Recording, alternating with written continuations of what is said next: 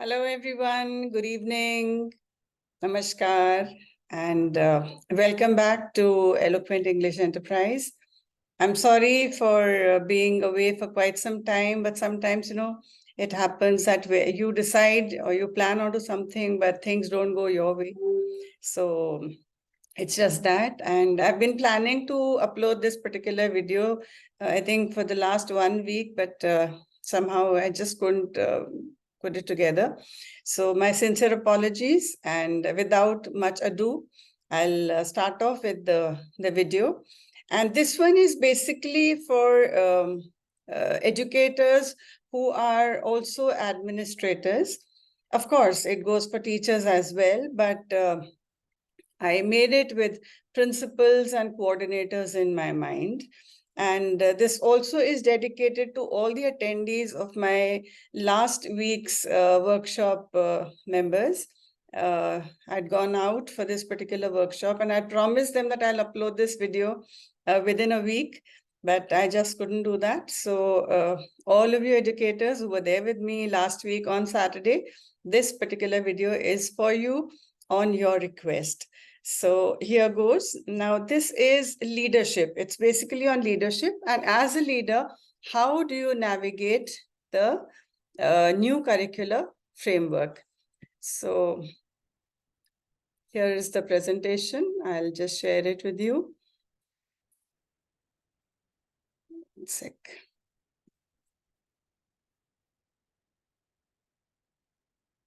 So here we are. This is my avatar. I've made a cartoon or a caricature for myself. So this is Archana Mathur welcoming you to Eloquent English Enterprise.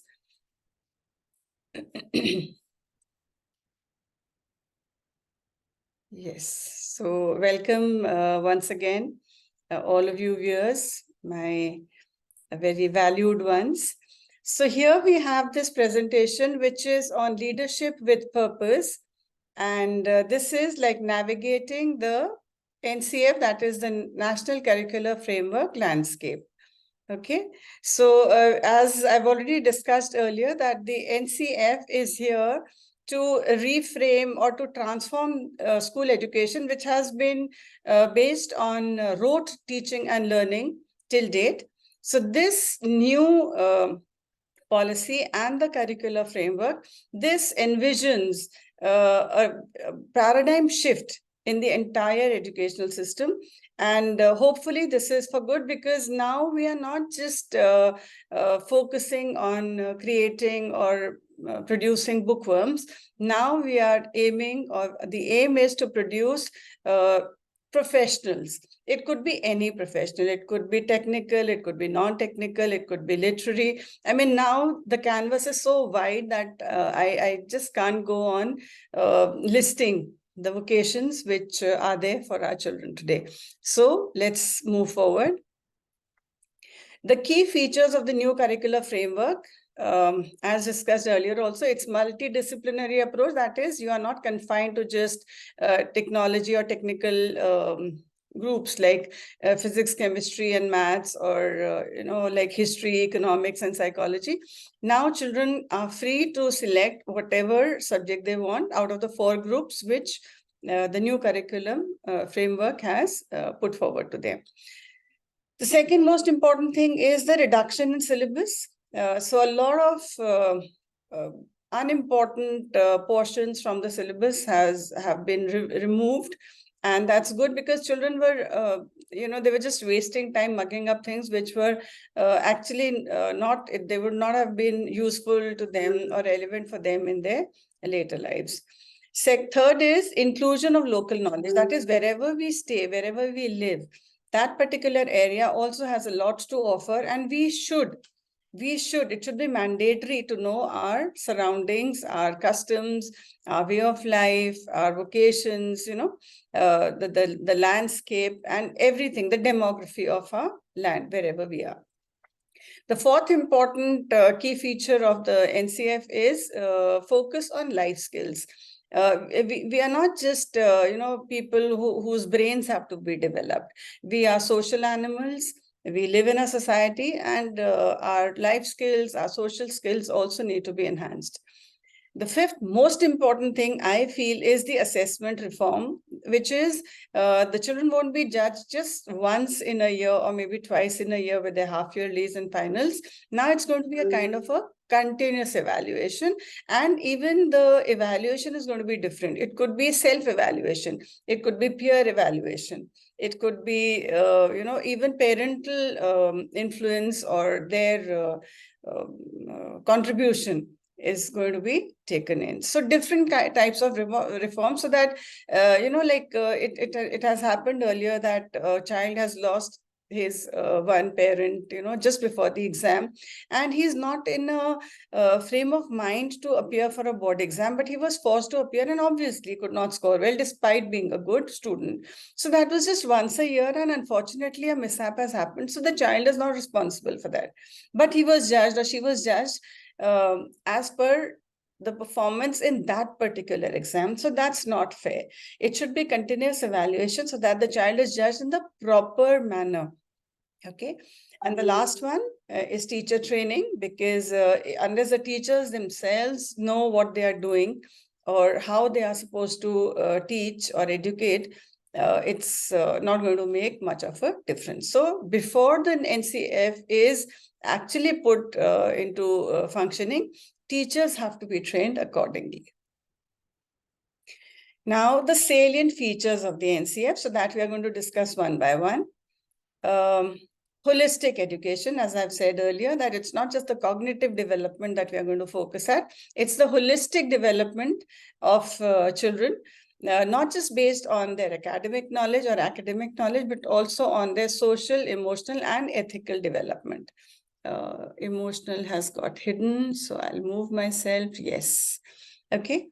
Then the learning is going to be skill-based, because the NCF, when it promotes skill-based education, it equips the students for practical skills, which are really important. Because today, even if I have to, say, hammer a nail into the wall, I am not able to do it because I can't hold the nail properly, or I'll hit on my own thumb.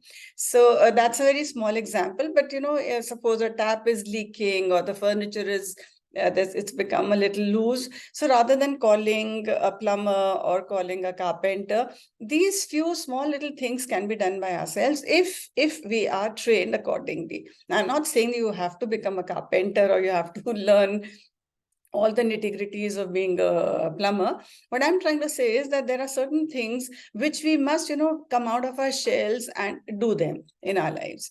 Flexibility, yes. There are so many needs of the society and of the individual and of the country. So now children will be given a more personalized kind of learning experience.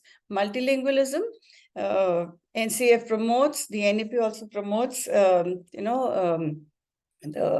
upgradation, or rather I should say, the usage of more languages. So it's not just Hindi and English, but the local language, wherever the child is studying that particular state, so they can make use of their mother tongue as well. Art integrated learning has also come back with a bang. It was used when I was a student long back, 40 years ago. But now, again, it has been brought back into our curriculum. So it's not just going to be lecture method, but a lot of art forms are going to be used, so that the knowledge which the children gain, or the experience which they gain during their classes, it is based and it is related to some particular form of art. Critical thinking is absolutely essential in our lives, and that is what we are trying to promote, because critical thinking cannot be taught. It is something which the child learns, it develops as per their experiences. So we have to put them into real life situations where, from their experiences, as they go through those situations, they learn to have more critical thinking. That is, in a time of difficulty, how are they able to overcome that difficulty? Yes. Now, how do we implement? We talk big about things, they do this, do that, but how do we actually do it? This is seldom discussed. So here I have a few suggestions. Teacher training, I've already mentioned that we need comprehensive training programs for teachers. so that they first understand what is the NEP and NCF all about, because unless they are not aware, it's going to be very difficult to implement both the programs effectively. Till I don't know how to cook or what's the right temperature for a certain ingredient to be cooked, I cannot be a good cook. Similarly, teachers also need to know what they have to do. Curriculum design, it should be done in such a way that it is aligned with the principles of the NCF. Now the curriculum has to be changed. Our books have to be changed. So this, the NCERT is going to do along with, and that's what, CBSE is going to implement into their schools. Assessment reforms. I just mentioned that assessment should not be just yearly or maybe half yearly and final exams.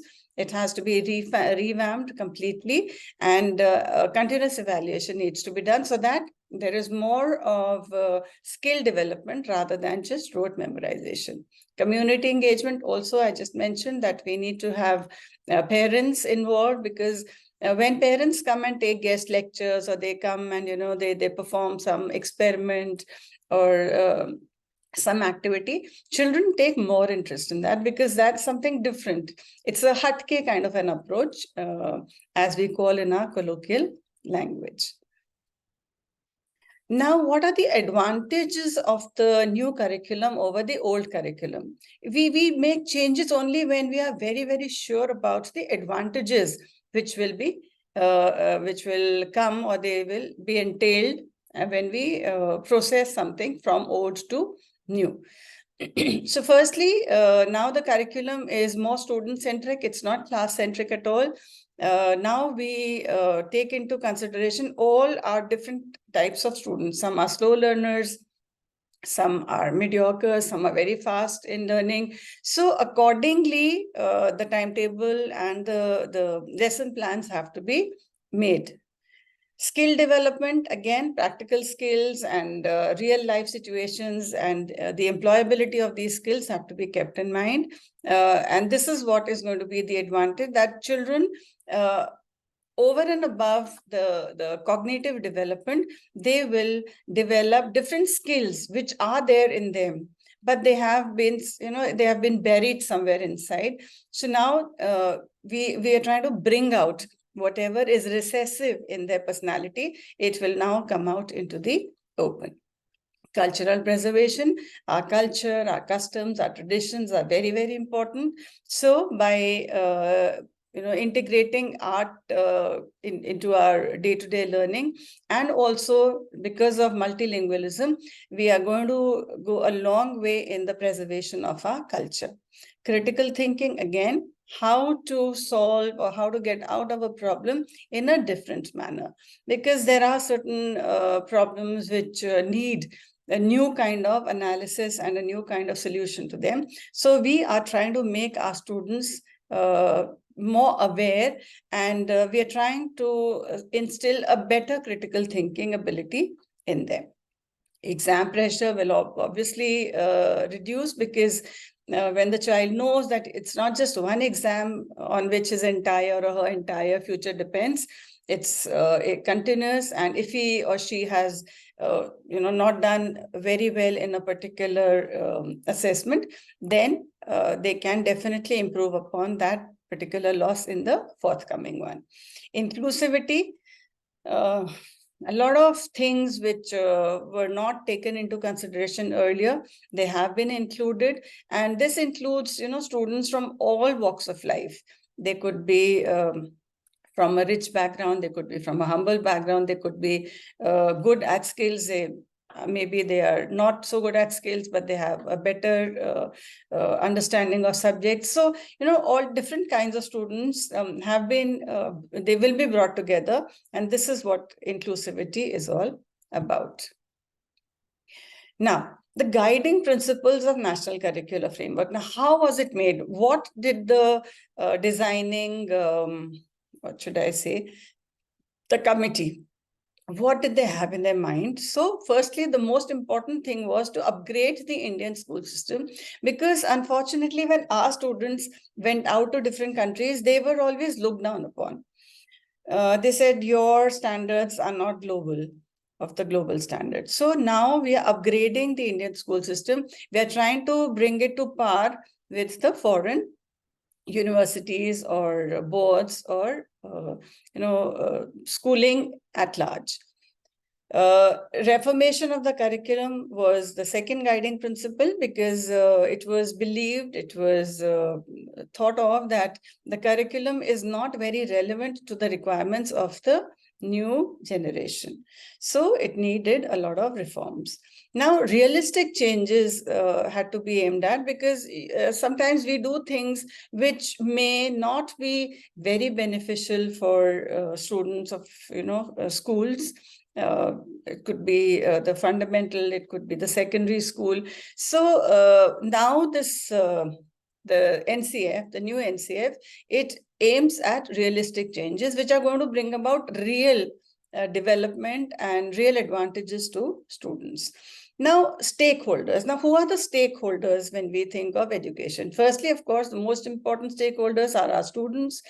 But after that, we have our teachers, we have the principals, we have the management, we have the support staff, we have the office staff. So everyone has to put together their abilities and their function so that a school may function in the normal way and in a better way. So their responsibilities have to be redefined. Okay. Now, teachers have to be made as the focal points of everything, because it's they who are going to implement the NCF, and it's they who will be, they are the ones who are going to bring about this shift. So their interests also have to be kept in mind, not just the students, but also teachers, because they're not just educators, they are facilitators as well. Then another very important thing which the NCF covers is easy implementation and detailed examples, because if you just give out a broad outline, then it becomes difficult for different schools to implement it in a same fashion. Now, if we are bringing about a change, it has to be universally accepted all over the country. So if we have detailed examples, then it's going to be easy for all the schools to implement them. And of course, innovation also has to be promoted. We just can't keep, having the same old thing going on and on and on. So novelty is definitely required. And as it's always said, that, change is the only thing which is permanent. So we need to have innovation. We need to have new things coming up, because that generates interest and it also sustains that interest. Okay, now before we move ahead and talk about the NCF, now we have to recognize the strengths and blind spots in ourselves and the others, because still we do not know our good points and our negative points. It would not be easy for us to go ahead with the implementation of the NCF, right? So let's see what are all these things.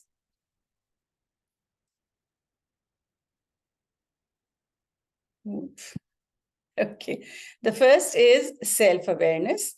Now, we need to understand our own, what should I say, shortcomings, and of course, our positivities also. If I'm good at something, how can I use that for the advantage of my students? And also, if we take a look at the other side of the coin, then what are my negativities which I should not let them rub off onto my students? My strengths, I just mentioned. Then identify the blind spots. You have to be very, very particular. You have to understand what are your blind spots, right? And understanding the others. Now, I may be having some kind of a negativity or something which is not very positive in my personality. So if I have excuses for that, I must understand the shortcomings of other people also, because again, we have to be together to promote our society and our children. So unless we have an empathetical attitude, anything and everything would be difficult to implement. So as a continuation, how to recognize the blind spots in ourselves and the others. you have to provide feedback with care. Now, for example, I am the principal of a school and I have a lot of teachers. Some of them are very good and they go about doing their things in the most, best manner. And there are some who are lacking knowledge maybe, or they do not possess the requisite kind of, not knowledge, but the way, how they go about and teach. So if I have to tell this particular teacher that, sorry, you're not doing a very good job, and this feedback has to be given in a very careful manner, because it should not antagonize the person. It should not also hurt their sentiments. So when we give feedback, we have to be absolutely careful about it. Also encourage self-awareness in other people. They should also be aware. Try to bring about a kind of, an attitude where they themselves try to look for both the positive and the negative in their own teaching manner. Continual learning and development. Again, I said earlier also, it's, they have to attend workshops, they have to attend webinars, so that their knowledge also is brushed every now and then. And they also see what are the changes which are being brought about in the educational scenario. Now, as a principal or as a coordinator, I have the necessity to understand motivations. Now, till now, we were talking about the NCF. Now, we are coming to the field where, as a senior educator, how do we go about making our job better? So firstly, we have to understand the motivations of our colleagues, because school is definitely a place where teamwork plays a very big role. So we must understand how can we motivate our colleagues. Secondly, competitors. Now, competitors, again, are absolutely important, because we learn from each other. Suppose you're playing a match with somebody, just for example, maybe cricket. So we should know what are their plus points and where are they weak. Like, for example, a batsman who is a left-hander, which kind of a ball is going to affect him or her, and then I train my bowler accordingly. Or vice versa, if a bowler is bowling in a particular manner, then how should my batsman react to it, or how should he bring about his bat so that he can gain or score more runs? So we must understand their motivations, their positivities, and their weak points as well. Okay, now when you come to understand the motivations of your colleagues and your competitors, this is what happens. You have improved communication. Hello. So you understand your people, you understand your team, and you can work for a better future with them, because communication is something which is essential if we want to build up a very strong community. Second is the strategic advantage. Now, when you understand motivations of your colleagues and your competitors, then you can very strategically make use of the understanding of their motivations for yourself, for your betterment, for your school, for your community. Because you know how to make maximum utilization of the positivities of your team. And of course, if you are a good senior, if you are a good, what should I say, a leader, you are very good at conflict resolution. Because see, when you have a team of 100 plus, or maybe less, or maybe more teachers with you, there are bound to be conflicts. But you as their leader should know how to resolve them, so that there is positivity all over in your institution. How to deal with these kinds of situations where you have conflicts. So let's see, how do we go about it? Active listening. Now, when you feel there is something wrong or everything's not so hunky-dory, so you have to bring those two parties together and you have to listen to the stories of both parties. Okay. Party A and party B, you have to listen to them so that you understand where has the problem stemmed from. Then you have to be empathetic. You have to empathize with both of them because they both may be having their very logical reasons for that misunderstanding which has ensued. Then you do your research. Then you talk to other people who may be involved or who have seen this happening from a distance. So you do your research, but it should be all under cover. Then adaptation. Then you have to adapt yourself, or you have to think of some kind of a solution. You have to adapt a certain strategy which works out best for both the parties. You cannot afford to antagonize either one of them because they're all important. They're both important for you. So you have to take up certain strategies which are beneficial for both the conflicting parties. And be very transparent about whatever you're doing. I have taken this stand. This is the reason why. I mean, you can't say, I've done this, but I'm not going to give you a reason. No, that's not the way. So you have to be very transparent for whatever you have decided to do, so that they understand that if you have taken a certain decision, what was your guiding principle? Okay, now emotional intelligence. We have heard about it so many times, social intelligence, socio-emotional intelligence, but what it is and how do you build it up? So let's go about that. Self-awareness. Firstly, if I'm dealing with somebody, I should be aware about myself, my own personality.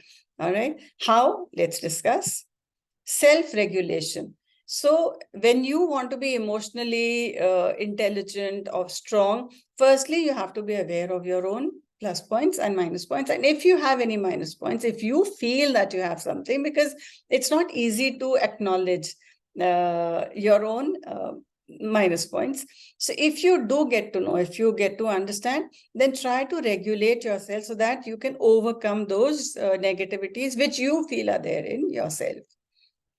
Empathy, again, as human beings, we need to be empathetic because till we do not place ourselves into the shoes of the other person, we will not be able to understand their problem, right? Because people say that it's very easy to criticize others, but it's very difficult to understand the pain or the problem that other person might be going through at that particular moment. Social skills, you have to develop them if you want to build up emotional intelligence. You have to be very socially viable. Recognize and label emotions. Now, how do you label emotions? What are emotions? How can they be labeled? So like, for example, I'm just going to take a broad category: anger, happiness, dissatisfaction, disappointment. These are all different types of emotions, okay? And sometimes you may come across a person who's really scared of something. They're intimidated. So that again is a kind of emotion.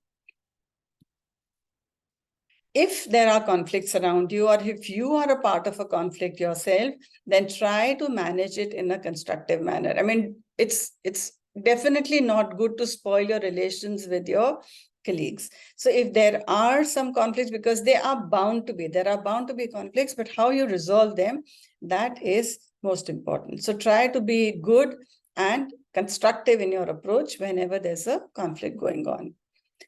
Your responses should be empathetic. They should be always in such a manner so that the other person also understands your stand. Okay, so be empathetic. You place yourself in the situation or the boots of the other person and accordingly give your response. Learn from others. Learning is something which is continuous, and learning is not just bookish knowledge or theoretical knowledge. There are lots of things that we can learn from people through our own experiences. So learn from them how to deal with a certain situation. It's just an example. There is so much to learn from others. And of course, practice active listening. We talk a lot. We speak to respond, but we do not actually hear or listen to understand the other person's point of view. We listen basically to react. That this kind of habit, it has to be overcome. We must learn how to listen before reacting. Listen to the complete thing and then react. Not that somebody starts talking and you react immediately. Send feedback and self-improvement as a senior. You must give positive feedback to your teachers, just as we say that when you give feedback to your students, let it be positive. So similarly, teachers also need a positive feedback, and they should be given some time to do self-improvement. Now, this is again important, but I'm not going to discuss it in a long manner, or I'm not going to, stretch it. So how do you earn people's trust and how do you build relationships? Self-awareness and authenticity. Be authentic. Listen carefully. Be a good communicator. Be consistent in your approach. Be transparent. Be empathetic and understanding. Be a reliable person and, of course, a competent one. Build rapport with all the people around you and learn how to resolve conflicts. If you do that, if you build trust, if you earn trust of your team and you build good relationships, then what's going to happen? You will have an improved collaboration with people. You will have improved communication with people. Okay. It's not just talking on these paper phones as we used to do in our childhood. So you will improve communication. Then you will have enhanced learning. Of course, when you have an open mind, then knowledge also is going to have a free flow into it.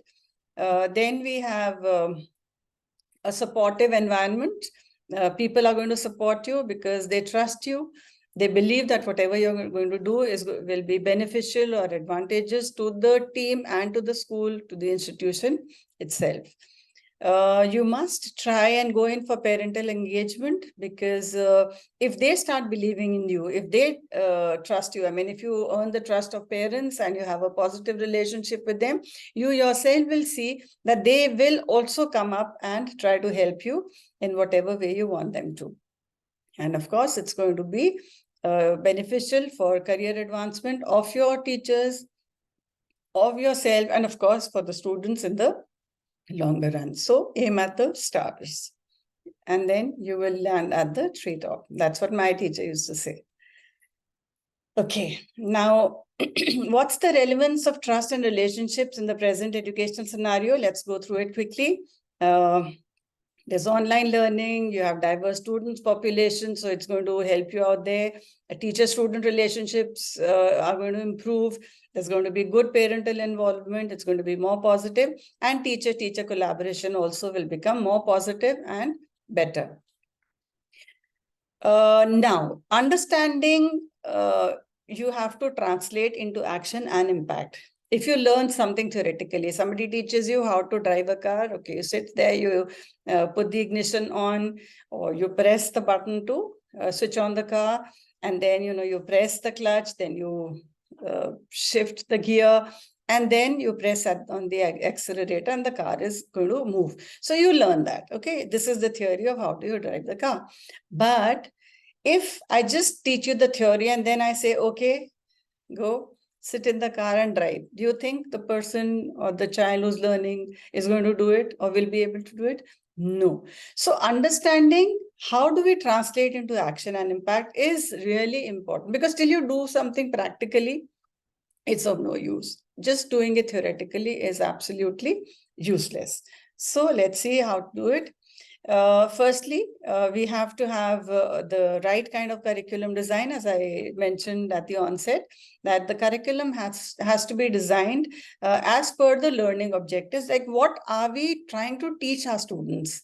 And then it has to be project-based learning. It has to be more experiential. When the child does a thing himself or herself, he or she learns to do it in a better and more permanent manner. So we need permanent learning. We do not want them just to learn, to mug up and pass a certain exam. No, we want them to utilize this knowledge. We want them to apply this knowledge in the longer run in their lives. So then we come to critical thinking and problem solving. If we understand, what is to be done, so then accordingly that understanding can be put into action and impact in critical thinking and problem solving. I mean, whatever the situation may be, the child should have that much of understanding, knowledge, creativity, and critical thinking to come out of that problematic situation.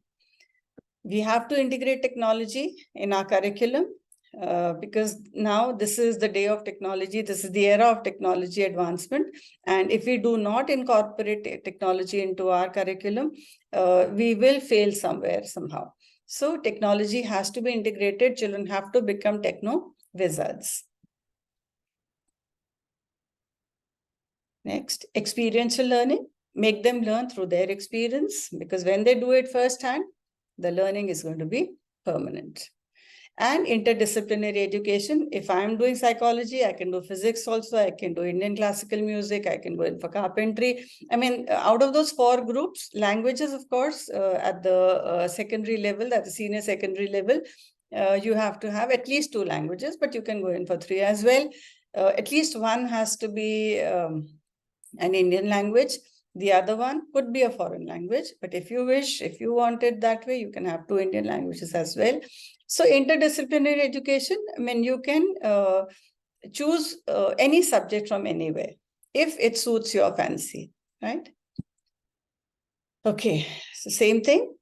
Translating understanding into action and impact. We have to go in for a better assessment and feedback, because till you do not get feedback, you will not come to know whether whatever you have incorporated is going the right way or not. So feedback is absolutely essential. We have to see the global perspective, because whatever curriculum we plan out for our children, they should be able to use it anywhere in the world. Teacher professional development also should be a part of our curriculum, so that they also keep changing their ways of teaching, their methodologies, and they incorporate all the new things which are available to them. Assessment of impact, like how when a certain thing has been done, you assess it, you try to understand if some changes have been brought, are they doing positively, or they are not helping you the way you had intended it to be. So assess the outcomes of whatever actions you have undertaken. Okay, so if you are an effective leader, then you can be happy, and you can be, very satisfied with the kind of long-term results, and you can be a very successful leader in your institution. So what is going to happen? What all do you need to be an effective leader? You have to have a very good vision, and you have to be strategically very, very intelligent, so that you can foresee the future, and accordingly you can implement the changes and whatever techniques are required for the betterment of the students, of the teachers, and of course your institution per se.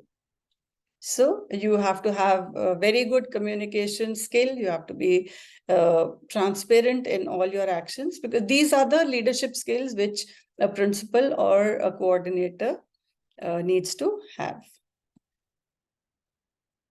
Empowerment. The best principal or the best head of any institution is the one who empowers others. It's not just self-empowerment which is required or which is essential.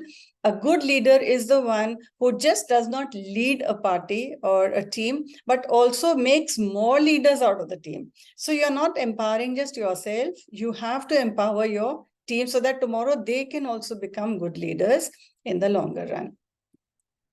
You have to have a very good, or rather I should say very high emotional intelligence, so that you can understand the point of view of your team members and your students. And if you have this quality, which is very rare to find, then you're going to go places, be assured. Adaptability and resilience. Now, these are two very contrasting things. Adaptability, as per the situation, learn to change yourself. And resilience, to things which you feel are not so good. So you adapt the good, but you you try to keep away the things which are not so beneficial. So you have to be adaptable to good things, and you have to be resilient to certain things which you feel are not going to be good for your team and your institution, right? So if you are an effective leader, if you are a good leader, then you can rest assured you will have good long-term results, and you will have a very successful team to lead. Okay, because there is always continuous learning, even as the principal or the head of an institution, your own learning also has to be continuous. So if you are a learner, if you are a continuous learner, obviously your team is going to be following suit. Your team will develop as a whole. You are accountable for your actions, and your team also learns to be accountable for their actions. Then here, this customer-centric approach term has been used, but actually it has to be team-centric approach. It could be your student, it could be your teacher, it could be your office staff, it could be parents, it could be all the stakeholders which form a part of your institution. So whatever approach you take, it has to be good, it has to be beneficial, it has to be advantageous to all your stakeholders. And of course, sustainability is something really, really important. Today, we talk about sustainable development goals. That is, we utilize our resources, but we leave them for the future generations also. So whatever we do today, whatever our actions are, they have to be sustainable, and we must never give up on our ethics. So ethical practices have to be kept in mind before we make any change. So if we keep all these things in our minds, then nobody can stop us from becoming successful. So thank you so much. That was the end of my presentation. And I hope the team which attended my workshop last week, you found all the slides that you wanted to. So you can actually pause the video and you can click, or whatever way you want to utilize, please do. But this is copyright, so please do not reproduce it for any professional purpose. All right. I have made it myself, the entire thing, the entire material, matter, the pictures, the cartoons, the caricatures, everything. Of course, I've taken from the net, but it's been composed after a long, long, long hard work, long hours of hard work. So please do not try to copy it professionally. You're most welcome to share the video with anyone, but do not copy the matter.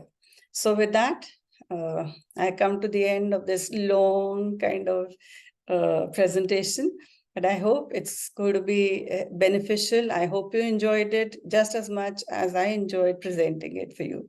So thank you, viewers, and please do give me some good comments for today, because it's a long time, that I have come before you.